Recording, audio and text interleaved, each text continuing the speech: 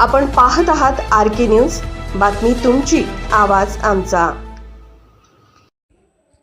नागरी वस्तीत उभारण्यात येणाऱ्या मोबाईल टावरला रहिवाशांचा तीव्र विरोध।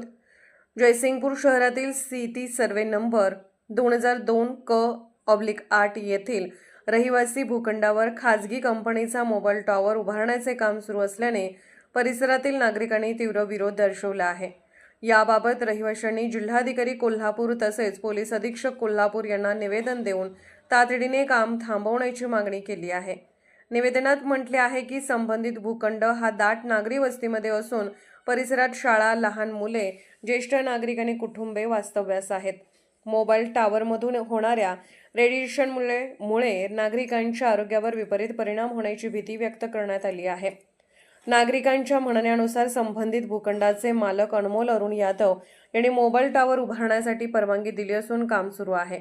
याबाबत वारंवार हरकत घेतली असता कोणतीही दखल घेतली जात नसल्याचा आरोपही निवेदनात करण्यात आला आहे।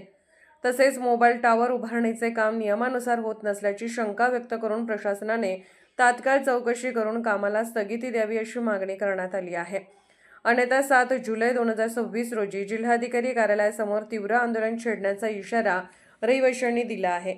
या निवेदनावर परिसरातील अनेक नागरिकांच्या स्वाक्षऱ्या असून त्याची प्रत जयसिंगपूर नगर परिषद उपविभागीय अधिकारी तसेच जयसिंगपूर पोलीस ठाण्यासही देण्यात आली आहे।